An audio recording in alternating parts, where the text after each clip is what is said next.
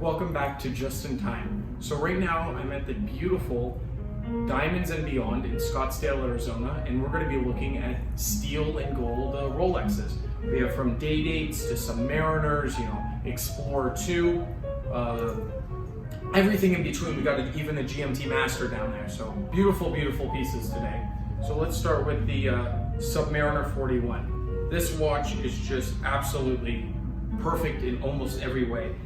Some people say 41, why would you make it bigger? I think 41's perfect, especially just the way the lugs are. They're thinner lugs. The whole new case construction, it is a thinner case too.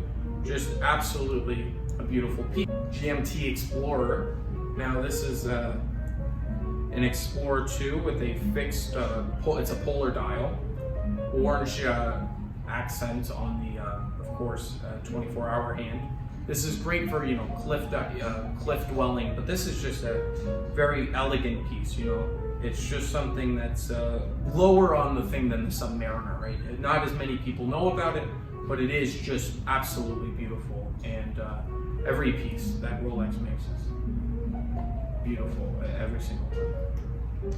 So, we next have a Yacht Master. Now, Yacht Master was made in the 90s. It wasn't since the Daytona Rolex released a new watch like this. This was released only in precious metals before, and now they have, this is of course steel, which is beautiful, and it took over. You see it in Charlie Sheen wearing it in 2.5 Men, but it's not just the celebrities that wear it. It's just a beautiful, beautiful piece. It has trip lock crown, of course. This is a Datejust 41. It's aftermarket diamonds, but they're very big, beautiful piece, absolutely elegant. And it's the only luxury watch you really need. You can wear it to a tuxedo party, and then you can put it on and just, go, if you wanted to, I guess you could go swimming, but you could go and do whatever you want, drive and wear sweatpants. So it's just very versatile.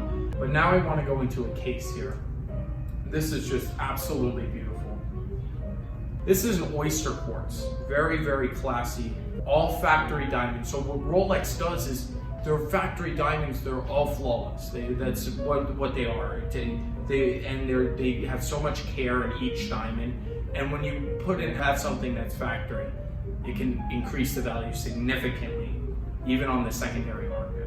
Absolutely, this reminds me of the 80s with the integrated bracelet.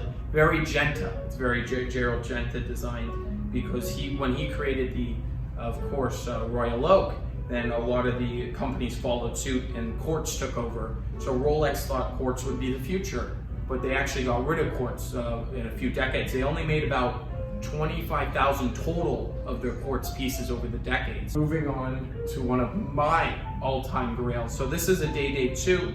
This is the 36. This is one of the most famous watches, right? This is worn by London D. Johnson, and then we see it later with the Sopranos. It took on a life of its own in gangster movies and things like that. But this watch is very, very elegant. This is one of the most recognizable, as I should say, in all the world. Now we have a very vintage. This is an Oyster Perpetual, very, very old, beautiful condition. Of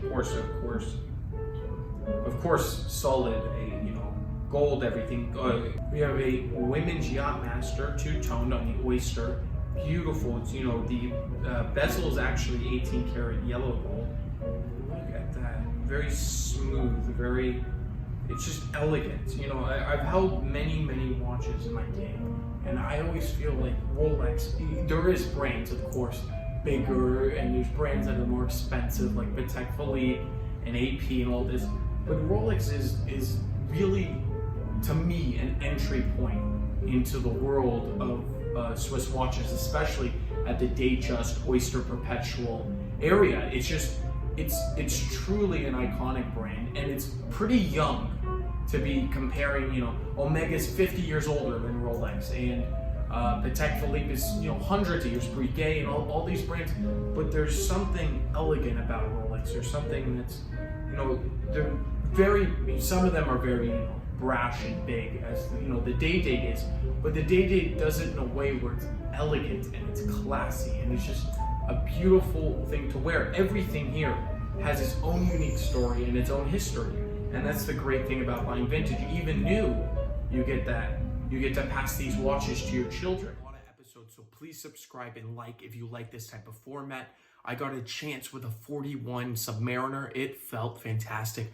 I don't know really where the concern is because I guess the people haven't felt it, but go try on the 41 Submariner because if you can, because it is just, it fits amazing. It feels even less than the 40. Just the way it's curved, it's just fantastic. And every single one of those watches, including the Sub, are for sale. So if you want to email me or Dan at diamondsandbeyond.com, so you can go on their website and everything's up there. So go check that out if you're interested in any of these watches. There's some special, quartz piece in there and just great watches. There's plenty more coming. So subscribe and like. I hope you all enjoyed this video today. And tomorrow, what you'll see on Saturday, you're going to see a 1958 vintage GMT Master. That was, of course, James Bond's Pussy Galore in the movie, but I don't want to spoil too much of that. And so subscribe for that. You'll see that on Saturday night. I want to thank you all for watching, and I'll catch you in the next one.